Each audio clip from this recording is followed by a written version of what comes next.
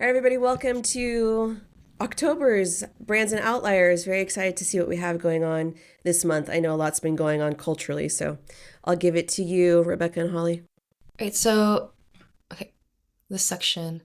We're negotiating the rules and ethics between our culture and our digital realities. So we know that there's so much happening in the digital space and in regards to like our relationship with the AI and how that's continuously evolving. And some of the signals that we'll be going over are just some interesting things in the space that have very interesting ethical implications as well. So lots to discuss there. So this I came across, which was really interesting. Essentially, it was an article about how men are cheating with AI Instagram bots. And I think what was most interesting about this article that I found was that speaking to this specific couple, they actually never even confirmed whether or not he was actually talking to an actual sex worker versus a bot.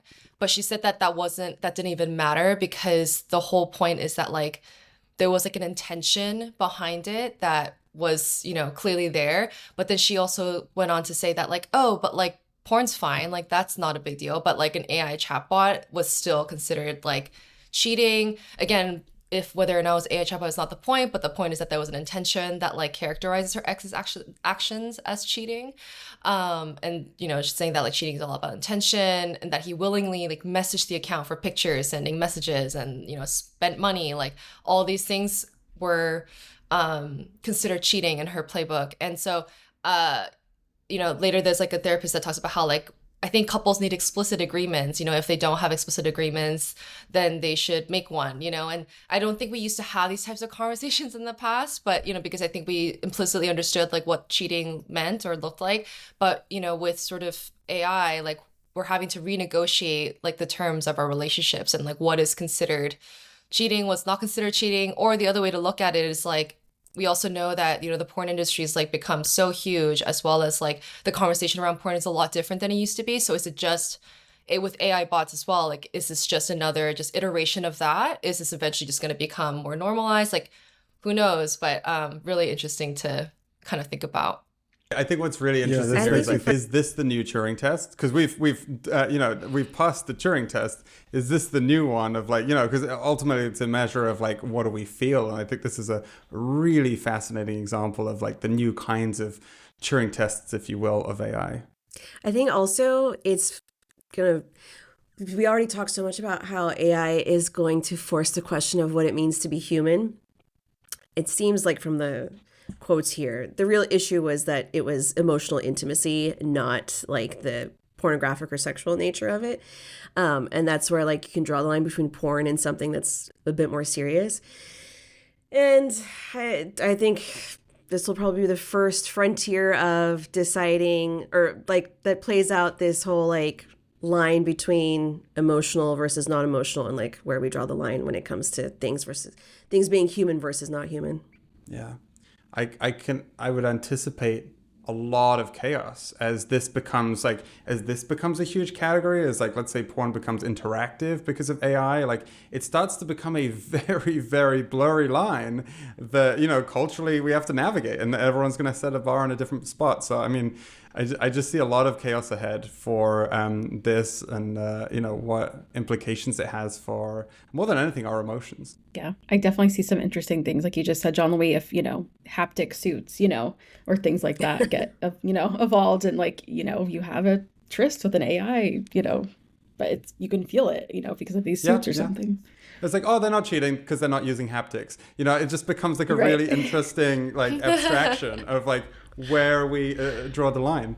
So then on sort of the other side of that, we're also seeing a lot of sexting scams like coming up, and it's actually quite tragic and really sad.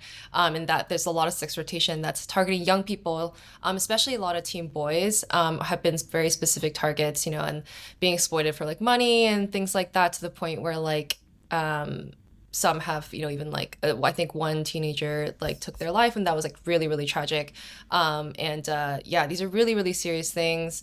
But it's again like our relationship with our media and our emotions and relationships, like seeing, not being able to understand like what's real and not real like through the screen, if you're like exploiting someone's emotions, is such a huge thing that we're having to deal with in like this huge, like this digital age, and especially with young folks who we assume are, very aware of like, having grown up with sort of the internet and social media, that they might be able to understand, like, but those things are still having to be taught, and they're not really, I think, a center of our conversation. And so, like, if you go to actually like the next slide, Holly, I believe is this I think we talked about this internally, in the sense that like Gen Z fall for online scams more than their boomer grandparents do. And again, like part of that is like because they grew up with the internet. One theory is that they're already so comfortable with talking to strangers online that like it's hard for them to differentiate between what's real and what's not. And the fact that it's just not so easy as saying like, oh, just like put more safety key passwords, or like, change your password every few months. Like this behavior is like very, very new and something that has to be taught. And that in a constantly online generation, like we need new rules and ways to teach people how to be safe on the internet. And we can't just assume that they'll just learn and know as like they spend time in it. I think this raises kind of an interesting challenge in that, like, I remember, because I think OpenAI and a lot of other companies were trying to develop AI that would detect other AI generated text or other things. It ended up kind of exposing a lot of bias, and ultimately they kind of gave up on it. Essentially, like, we can't use AI to solve AI problems here. We have to teach people. And I think that's a really challenging issue, because there isn't a technology fix to this. This is like, we're dealing with, the bread and butter of human emotions and human interaction. And we're having to, like learn boundaries and learn how to navigate these things as people. I think it's a very different tool set, because we've always dealt with technology, with more technology, and now we can't. And I think that's going to be a fascinating challenge. And then we know that like, Facebook's been doing some really interesting things with their assistants and AIs. Like they took some celebrities and they turned them into AIs in which you can interact with them, which was a strange thing. And personally, I was kind of like trying to understand what they were doing there, but this was a part of it. This was a part of some of like the launch in regards to the AI, and that like you can now interact with Meta AI directly in your group chats. So like if I'm talking with my group of friends within a group chat, I could just be like, hey, at Meta AI, like, like look this thing up, or like book this thing, or etc. Like it's finding it. Their Meta is trying to find ways, because they understand that like our communities are becoming much more gated. Finding ways to integrate AI into even our like gated communities, which I think is interesting. I don't know if that means that like people are going to try to move to other platforms in which AI isn't a part of it, or, if that's just inevitability, people are just going to get used to it. I just thought it was interesting. I think this is the first time I've seen Meta in a really big way try to like break into sort of the strong tie gated community space, as like we're moving away from, again, these like mass town halls and like large platforms into more niche communities that usually are more private. So I just thought that was really interesting. That is so interesting. Weren't we talking on another call recently about how so much innovation is happening in the deep tie, like direct messaging spaces, right? Like with TikTok and Instagram, like you're absolutely right. More and more of our communities are happening in gated places where these apps can't necessarily have like a direct influence. And so that's where they're innovating. Again, just talking about building new kinds of interactions and new relationships, like this is a very different dynamic. I mean, the first thing that strikes me is that nothing is truly private. Like in that, like this is like, we thought there was some level of privacy here. I mean, I think it brings a lot of value to those, more private messaging platforms like Telegram and Signal and things like that. It becomes like an interesting surface area. What's really fascinating is it's like a huge payoff of like the WhatsApp acquisition, for example, because I know WhatsApp is like one of the major social platforms, especially I think in India, most sharing of content happens through WhatsApp and through direct messaging platforms. And so it's a really interesting new surface area. I think the very careful line to balance for these companies is how do you monetize this effectively? But for sure, this is a new monetization channel more than anything else. So this article is discussing why the internet potentially might not be as fun anymore. So our experiences, maybe all have experienced this, but our experiences are becoming more homogenized across the internet. So new users across all social platforms are down about 2.4% overall this year. So we're also kind of having influencers sort of talk more at us. And there's like, key influencers versus we're having less of conversation with influencers, and we're just kind of being talked at. So again, less of a conversation, less listening, less communication with other people, but just like key influencers that we're really, connecting with.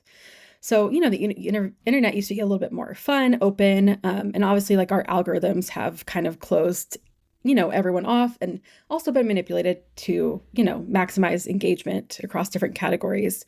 So we're kind of all experiencing a sense of nostalgia right now, because the internet kind of feels corporate. It kind of feels like it's a little bit empty. You're less likely to bump into people that, you wouldn't typically engage with, because the algorithm, is kind of walling you off from different people if you're not interacting with them. So it's becoming a little bit more boring, especially also with pandemic work, like work from home and the pandemic. People are actually spending less time on social media while they're at work. So that's kind of also decreasing engagement across different platforms. So people are just overall being more passive in their consumption. This section, we're going to be talking about like how we're making friends with our medical diagnoses. So culture always has a funny way of reacting to medicine and medical diagnoses, and it's always very, very emotional, and I think we know this. But yeah, so the next few signals we'll go through, talk to some of, the intricacies of trying to, normalize medical interventions, and also how the commodification of certain subcultures could potentially maybe lead to some murky waters. So yeah, if we just go to the next slide. So yeah, and this New York neighborhood has been getting thinner because they're on Ozempic, and basically some of like the citiest, wealthiest, and healthiest neighborhoods have also the lowest rates of diabetes and obesity. And turns out there's just a lot more people in these areas that are taking Ozempic. And there was a conversation around like, okay, so then culturally, like, what does that mean for the body positivity movement? And like, will that derail so much of the work that has like gone on, like that has, been put into sort of the body positivity movement? And if we go to sort of the next slide, there was this interesting interview that we came across, and talking about the possibility of Ozempic becoming equal to the way we treat Prozac. So for the longest time, we saw depression as something that we couldn't just like say out loud. It was so hush hush, and we couldn't really like own it. But one possibility that Ozempic could eventually find themselves as, like Ozempic was like much more readily and widely available to most folks, is that, it'll be the same as like saying like, oh yeah, I take Ozempic. That's totally normal, because it's diagnosing, it's like treating a very clinical thing for me. So it won't be so tied with sort of this like weight around like, this like shame around weight loss or things like that all like the stuff that we talk about. So in regards to what these people are saying, like it shouldn't have any effect on sort of the body positivity movement. If anything, we should be looking forward to the fact that like Ozempic will be just as normalized as Prozac or taking any other like medication that's meant to treat an illness or a disease. So I thought that was an interesting take on sort of the culture war around Ozempic. I hope you're right about that. I think the thing about these weight loss drugs, though, is something that Rebecca, you pointed out in one of our meetings internally, in that there is a moral bias to weight loss that I don't know that you see with depression necessarily. And it's like almost biblical. If you can like tie it back to gluttony, which I think a lot of people do, it's this, we've talked about like this kind of false moral narrative around it, but it's so deeply ingrained. I think we'll eventually get there, but it feels like there will be, like, we will really have to change as a culture for that to happen. I hope I'm wrong, but I just feel like sure. a generation will need to pass. And then, before we so can speaking to Prozac, for example, we've seen like influencers who have been like creating merch and like actually using their communities as a way to, normalize like mental illness, for example. So that was kind of like the message in which this person, Eileen Kelly, who, has like her own community to talk about mental health and stuff like that. She started like printing Lexapro on sweaters and, sharing it with her community. There's an interesting conversation around that, whether or not that's like, it's good that you're normalizing it, but at the same time, like when you start capitalizing on these things, like, are there certain implications that we're not seeing? So for example, like if you go to the next one, there's sort of this, I think we saw this like during 2020 when like ADHD for some reason was like on everybody's social feeds, at least on mine, to the point where like it made me start to question whether or not I had ADHD. And we know that that's like a huge like red flag in terms of being like to self-diagnosing yourself on like through social platforms. But basically, like when you use neurodivergence as a platform for your like as an influencer, there was a study talking about how essentially like the more people like watch you, there's this sense that like they'll adopt some of these behaviors even if those things might not initially exist. So there's sort of like a strange implication there in regards to like obviously raising awareness around neurodivergence, which is very important, but at the same time, like the influence that potentially has by capitalizing on it on folks that don't actually have ADHD. So like, or like are neurodivergent. So there's like a balance there that I think needs to be sort of figured out. But it's interesting to see how culture sort of is handling it. So next we're going to talk about the evolving American lifestyle. So I think people are kind of sensing that certain institutions we have are changing, like very foundational institutions, like our language and what we eat and how we eat and our health, and then also, you know, our language. So we're kind of getting to get into some interesting signals of just kind of changes that people are experiencing.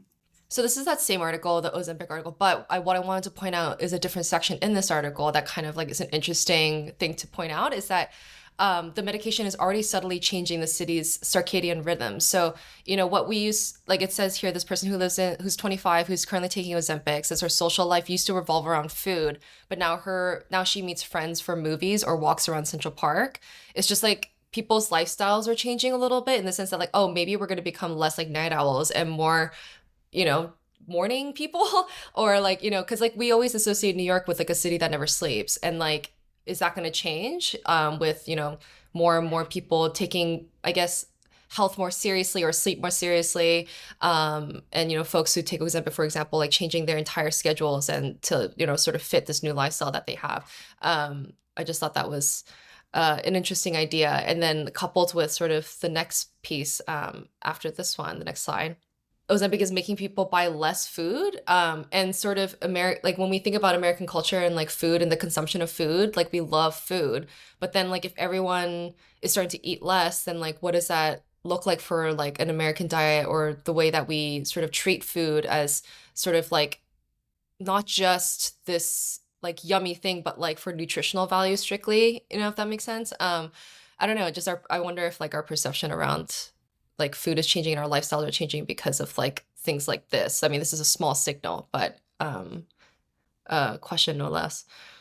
It makes me wonder, you know, if New York's a city or, you know, the city that never sleeps, are we going to end up with a city that does really sleep? Like they definitely get the 8 hours a night. Like, are we moving to like new benchmarks? Because I think it's such an interesting question around, you know, all the work from home stuff and things. And like our leisure is changing, the way we entertain ourselves and gather in communities, like a lot. It's what we talk about all the time. All these things are changing and that creates like physical changes in the city. And so I do really wonder, like, what's the 100 years from now, like what would we not expect to find like in our cities that would be so different? Like you walk down the street, you walk down Times Square, like what has changed in a way that we didn't expect? I think probably a lot, but the question is like, could you predict it on the axis of health? Maybe it'd be interesting. And then just similarly to that, like 5 o'clock dinners aren't just for seniors anymore. More younger people are actually eating dinner like earlier. And so like just to that point, like similarly, are we just going to get more time to sleep? Like dinner reservations were booked way earlier than like later. This study found.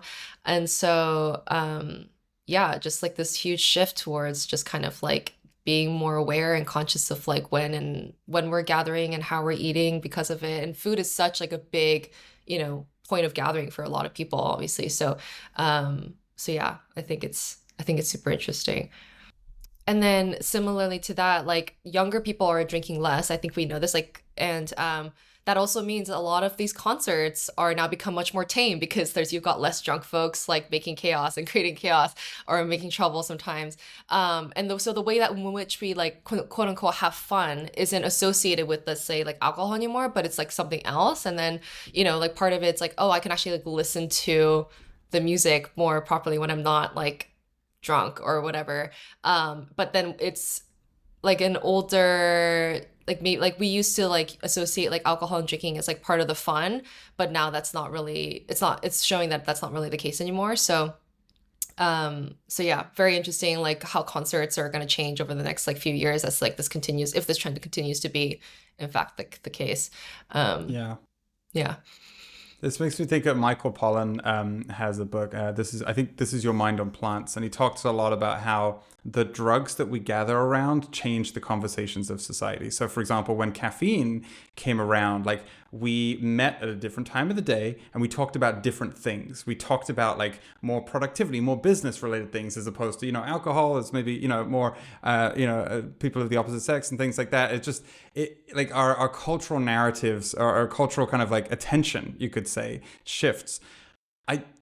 Are we moving away from drugs entirely? Is it like what I'm kind of curious about is there like is CBD gonna replace that? Is that gonna introduce a new narrative, like psychedelics potentially becoming legal, or are we just moving away from drugs altogether? Either way, there are a bunch of different conversations that may emerge. So I'm really curious as to are the drugs that we take as a society, like where our attention goes because of that. This raises a fascinating question.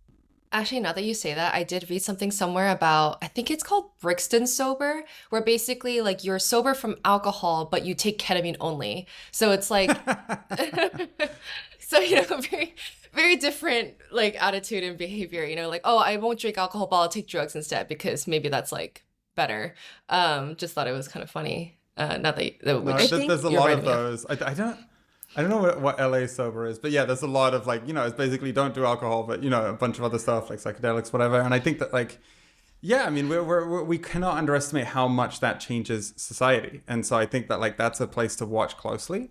And it's a legislative thing. It's also a technology thing as we're able to design, I think there's technology. We can now kind of engineer cannabis much more carefully to craft. There was a study, I think. No, it was with psychedelics. There was a study, and they found that the psychoactive elements of psychedelics are different compounds than the things that actually are therapeutic. And so you can have a psychedelic but non-therapeutic experience, or a therapeutic but non-psychedelic experience. So we're able, in the future, we're going to be able to disentangle those and likely, change the substances we consume altogether, which again, a lot of interesting, unexpected implications from that. I think one way to look at it is maybe we're going from substances that would numb us to substances that make us more aware. So yeah, alcohol-free, super tame concerts, but yeah, also psychedelics, which are a major trip, but they bring this like hyper-awareness to you. Yeah. I think generally I see a move away from the numbingness of ourselves. No, I think you're right. Like MDMA-assisted therapy, which is super trendy right now, is like it's the opposite of moving away from things. It's like forcing a collision of sorts of like engaging with reality in new ways. I think that's really interesting. Yeah. So just again, like sobriety is in. So a lot of companies, like big players like Heineken, are actually getting into the non-alcoholic beer space. So not like it's looks like alcohol. It might have a similar taste to alcohol, but there is no alcoholic content. So that again, as we're saying that people are just using alcohol less in their lives. So obviously the big players still want to be in that market. So how do you appeal to the changing market? Well, you make alcohol that you can still, you're not having to stand out in certain experiences or look different, but you can still participate. I find this so strange. Kind of. I'm surprised that it's soaring because I feel like if it's just so that you can blend in, but it's not necessarily like, oh, I'm sober. Like it could easily just, I think it's just I guess the idea is that like there's still maybe a lot of shame around like sobriety and like a lot of like social like tensions maybe there with like between friends or whatever if you're the only person that's like not drinking. Right. I feel like that narrative is already changing, but it is interesting that this category is doing so well. And I guess part of that has to be emotional. Yeah. I also feel a little confused by it. Every non-alcoholic thing I've tried is awful. I'd rather just drink something that tastes good. And if you're not going to numb yourself out or get drunk, I don't see the point of having a non-alcoholic beer. I'm just a data point of one. This story about non-alcoholic drinks, like non-alcohol, I don't know what they call them, non-alcoholic cocktails or whatever, liquors, whatever. to delineate between what makes it just like a regular drink then versus a non-alcoholic drink. But it's been growing for a while, and I don't know that we fully understand why it's been growing. Yes, people are more health conscious, but if you're more health conscious, there are other choices you can make. There's probably a deeper drive, which is around fitting in or feeling like you're somehow participating, whatever the event is, or embarrassment, shame, whatever. I do wonder if there's something there. I do feel like when I've done research in this space, the research out there is pretty cursory. Like, it's like what people are drinking, and it's all about either health or something about social gathering. I think what they may be missing, and what we've seen I can't say it's like research directed, like dedicated to this, but we've seen, again, tangentially, is that people are gathering for different reasons. And when you gather for different reasons, then you're going to want to drink different things. And I think that might be a big part of this too. Definitely. Yeah. I mean, even like explosions, like, things like kin, where it is, marketed like a little bit like a cocktail. And if you buy it, some of the bottles look like alcoholic bottles, so you can put them on your bar cart. So yeah, I think like you said, it's a little bit about shame and possibly being able to fit in.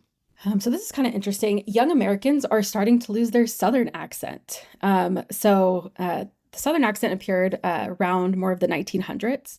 But really, Gen Xers are starting to show a decline in their Southern accents. And then millennials and Gen Z are having the weakest Southern accents. So it kind of is a couple things. So we're starting to kind of shift how we're talking. So the vowel patterns, we're lowering and merging certain vowels. So we're not actually, producing that accent as much. And then also Americans, while they're migrating south for different reasons right now, jobs, cheaper housing, actually space to maybe, buy a house, etc. They're bringing their culture and their accents with them. And also people in the South they're in cities, they're migrating towards cities.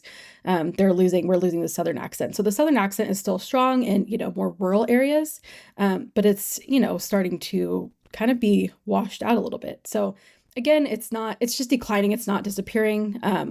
But it's just interesting to see that like these migration patterns of people and just how we're actually talking are starting to kind of lose this part of our culture. And this is about marriages. So there was some research done, the National Survey of Family Growth, and they were starting to look at marriages and what makes them successful. So ultimately, they found that for marriage, the sweet spot to get married is about 28 through 30 to 32. And it kind of decreases your odds of divorce. And basically, the reason for that was that marriages that are successful tend to mirror startups and not necessarily companies that have merged. And a lot of people, when they get married, they merge, right? They merge all different aspects of their life. They start to kind of become more like each other. And that actually kind of creates turmoil and kind of resentment. So this article is saying that, that sweet spot is because people are mature at that age. They're more mature, but they also have life experience. So really, if you want a successful marriage, that's really a good age spot, but then also treat each other more like co-founders versus, a merger type of situation. So I thought that was really interesting how they explain that. Again, comparing the marriage to a business, maturity and experience. So again, society is getting older, we're getting married older. So I wonder like how this will kind of change the institution of marriage and like what's going to happen given that, people are bringing maturity to that situation and life experience. But I guess the point of that is if we're getting older, we're also kind of more set in our ways and we're less likely to be more flexible. And so that's kind of what's leading to potentially more divorces. All right, this next section is about kind of the pursuit of diversion and kind of looking at dupe culture and why, is it new? Is it something new? Or is it something we've always kind of experienced in our culture? So TikTok, so diversion or kind of just entertainment. So TikTok is really changing the way that books are being recommended and sold. BookTok is one of the most popular cultures on TikTok. It's double that of beauty influencers on TikTok. It's been viewed 179 billion times. So again, twice as much as Beauty Talk. And what's interesting about this is that a lot of, books are becoming popular because people are giving them new stories, essentially. They're writing new narratives. They're bringing visuals to life for books. They're even like resurrecting old literature and giving it, new life, new stories. So it's kind of, again, bringing around this giant book community. Instead of a book club, you have, millions of people that you can connect with and talk to, which I think is awesome. Even books are starting to tout the title of like, oh, as seen on TikTok. So this community is like just really helping book sales overall too. So in many ways, like book talk in itself is becoming also an artistic kind of genre, which is super interesting. So people are, like talking about the emotions, they're bringing up characters. Again, anybody can then become a literary critic, which is super cool. Publishers are also kind of like trying to get in on this because obviously like that's cutting into their business, especially if people are self-publishing, and they're able to do so more because, if they have a following on TikTok and they, already are recommending other books and they decide to write a book, obviously that's like a built-in audience. So ByteDance, who owns TikTok, is actually looking at creating their own publishing company, particularly to sign romance books. So again, some of the most popular ones. It's just really kind of interesting to see where, what publishers are going to do, what they're going to have to do to kind of keep up with the overall market. I can confidently say that like getting back into fantasy books and just sci-fi books, like all my recommendations are from TikTok, and it's really good because you get like many different perspectives of it, but it's kind of funny because like it's like, oh, a bunch of people are talking about this book, I should probably read that next, and like it's a very different way of engaging with books in general. Yeah, it's cool. It BookTok kind of brings them to life more. I was just going to say, BookTok brings books to life. You're reading a book, and when you experience it on BookTok, it's like the characters are kind of living in another dimension that isn't captured in the book. Like they're alive in the world. Yeah. It's like adding, I don't know, it's like reading in 3D almost. I think, I mean, like one of the most satisfying things for me is when you get the inside jokes of like, if you know kind of stuff from the books, and it's interesting because it's really satisfying when you come across that content, and obviously that's what like I think so this kind of type of platform facilitates in such a wonderful way of like you can have a way of creating community around these things that's very hard to otherwise. Speaking of the romance genre, by the way, for people who are watching this who don't have our newsletter, I wrote about the romance genre in my One Last Thought last week, and it's overall book sales went down last year. Romance went through the roof. It grew by over 50%. And there's so many, romance is just booming because it is turning into so many different kinds of fiction that didn't really have audiences before. And what's interesting is that women are not reading romance for romance. Sure, those scenes are very fun. They punctuate the story. But romance is a genre, especially for women, where a lot of the ills of the contemporary world, like social injustices, are corrected in the storytelling of romance. And that's what's speaking to a lot of women. That's what makes those stories, like they're kind of just breaking new ground in the kinds of narratives that we consume. And it's exciting to think that like my daughter's going to read those kinds of books and she's going to have a very different perspective on like what it means to be a woman in the world and, gender roles and things like that. So that genre in particular is doing a lot of heavy lifting for literature and book talk altogether. Let me bring it back to that first data point that we talked about. Is it cheating if you talk to an AI of the romantic character in your fiction book? Like, if we're like, where is the line there? Like, does it matter if your AI partner is like real or a fantasy character? Like, I just the world is getting so complicated. I have a question. Could you imagine a world? Can we imagine a world where it feels more like a moral violation to have a relationship with a very sophisticated AI versus a human? Because humans have limitations in their intimacy and like how much they can do for you. But if you had like the perfect AI, that might feel more wrong, possibly. Right. Can you what guys you see built that? for you? Yeah. I could kind of feel it. Like that would feel, I could feel that. I really, the more we talk about this, the more I feel like this has to be the new Turing test. Like, there is no better measure of personhood as far as we are concerned than, how we feel. Are we jealous of them? Are we, like, it's just that relationship is the measure of AI sophistication at this point. Like, it has to be. Like, I don't know why. This reminds me of like this idea of, how sometimes you have fun by saying like, oh, who's on your list? Like celebrities on your list that you kind of like want to date or Yes. like hook up with. Yeah. The fact that Your that might free even be oh yes, exactly, your free pass or whatever. The fact that that might be a reality, because I think part of the list is fun is because like there's in no real way is this actually gonna ever be possible. Like there's no way I'm gonna run into this celebrity and like make that happen. But the fact that like with AI intervening, like that could be a potential possibility. So then like does that list get affected, in the same Can way? I just say, this would make for a fantastic romance novel. So good. Eat your heart out, BookTok. You've got ideas here. You should pitch it to TikTok. Seriously. Funny. So shoppers, this article is about, shoppers being stuck in a dupe loop. So dupes, as we know, are short for duplicates. So, it's where you take, for example, a shoe and then you get one, for example, Uggs, a cheaper version. And people think, I've been talking about it like it's a phenomenon, but ultimately, if you look at, they call it in the article a fundamental TikTok error, which is when, people decide that, what kids are doing these days are new, which, teens have always been really, wanting to chase after trends, but haven't always had the means to do so. So, finding alternatives isn't necessarily new in that regard. What's new is how we're able to like replicate it, and like really get close to the original, but then also how we're more proud of it. Before you might have had a dupe and been, less willing to share. But now like there's whole, channels dedicated to finding the best dupes, on different platforms. So it's kind of just interesting that, this is what we're looking for now.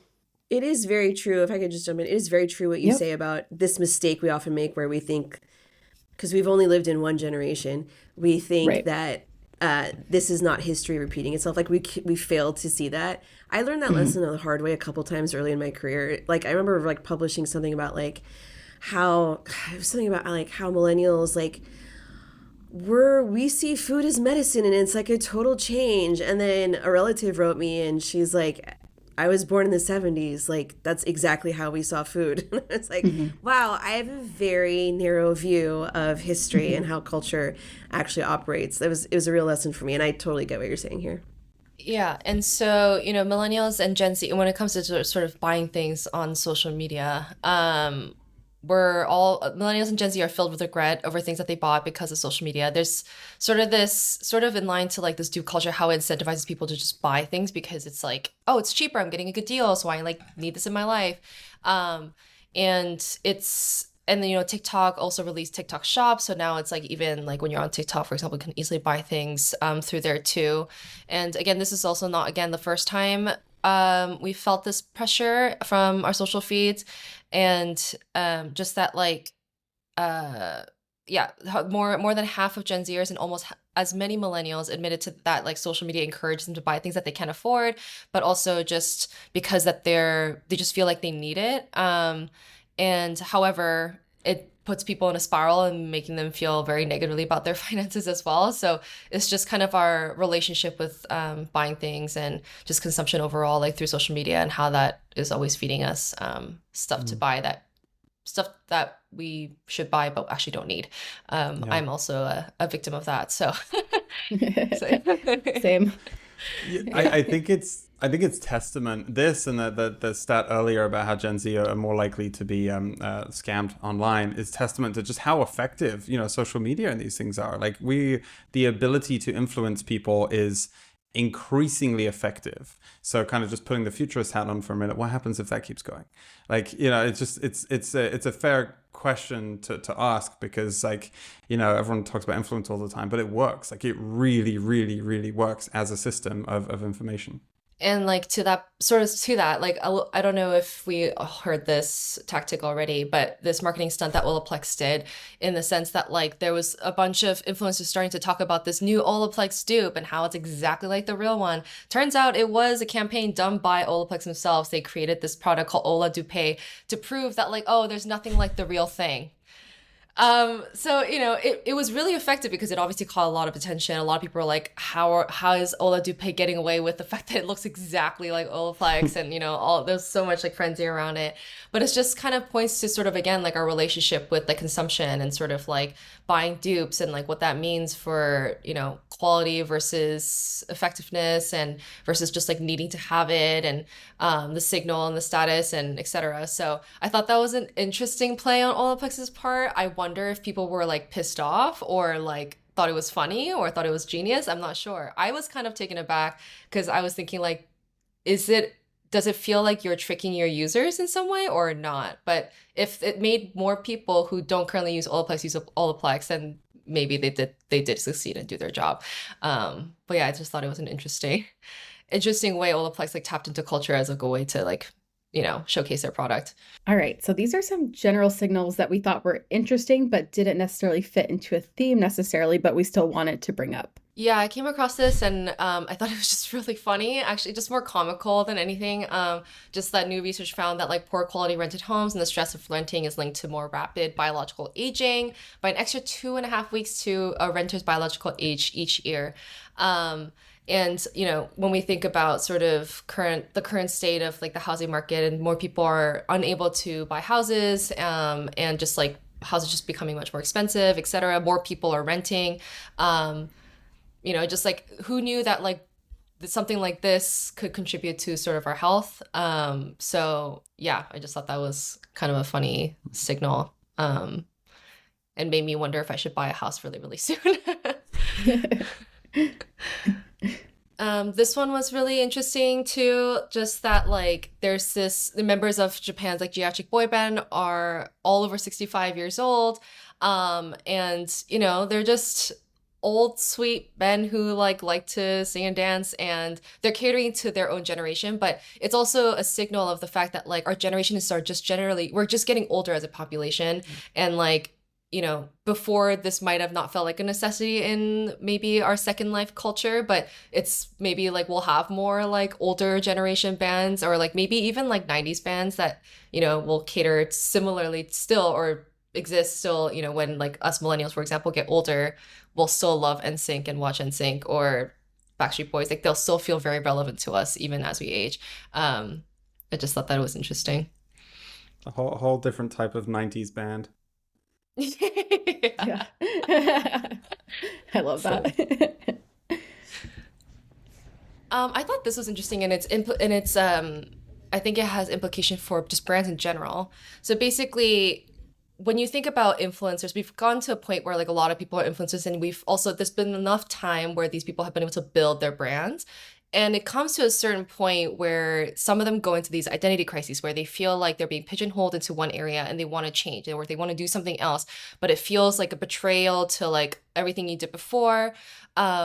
And just this is just talking about how like there are ways for you to transition into different areas or niches without completely, you know, alienating or like pushing away like this old version of you.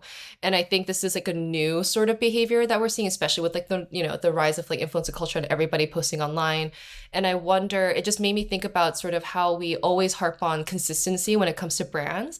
But when it comes to like personal brand, for example, maybe that's different. Maybe it's like a different you know, different way to like strategize in terms of like maybe the point isn't consistency, it's actually like constant evolution.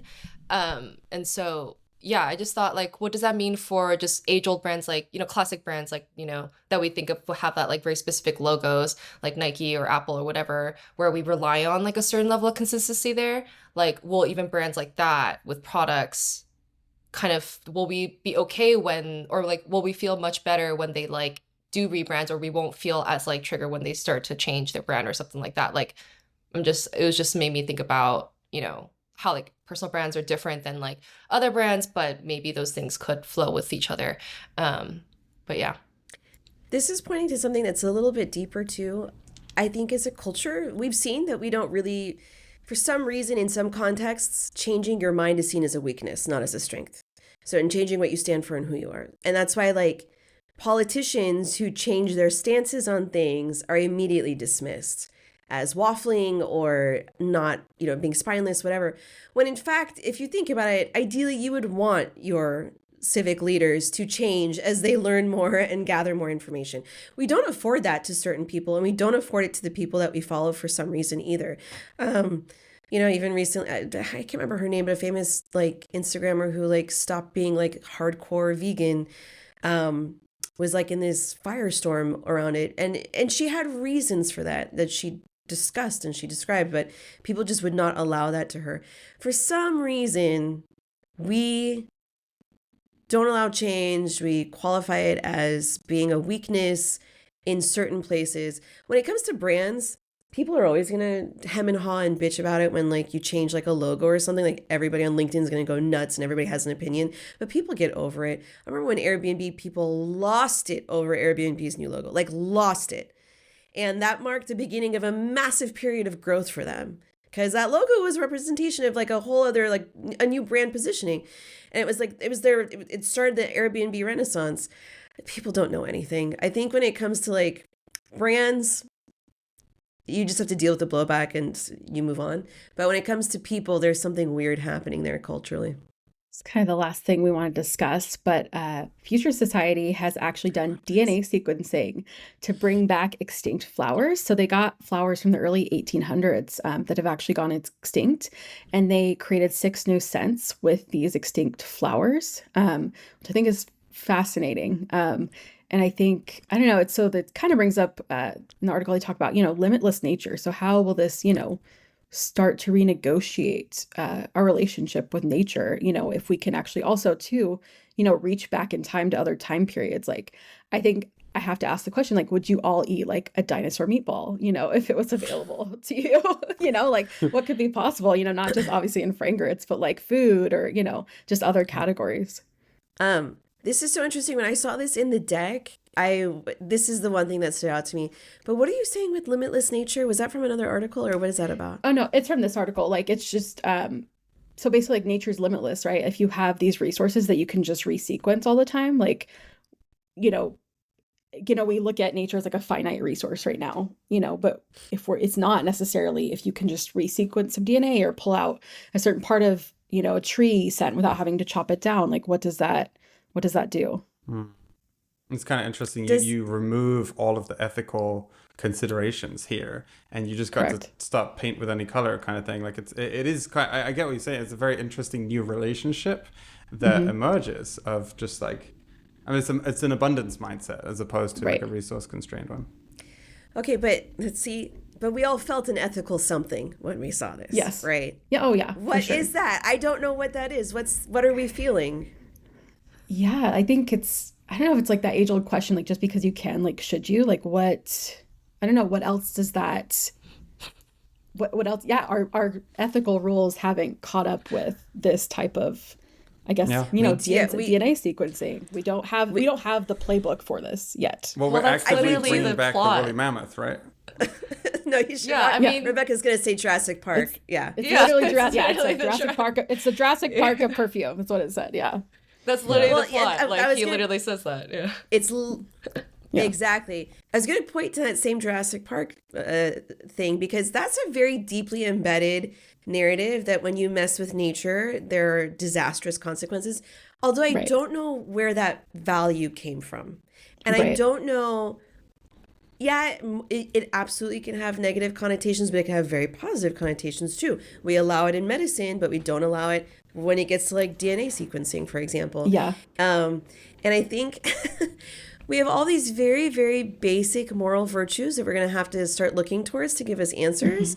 And with religion and education and institutions falling apart, and we're even questioning where those values came from, I think that's where it gets a little sticky, because we all, like you said, we all felt it, but I don't know that there's any logical argument against this. It's actually quite beautiful in some ways that we're resurrecting it. But everybody felt, I'm going to check this out and probably buy a bottle.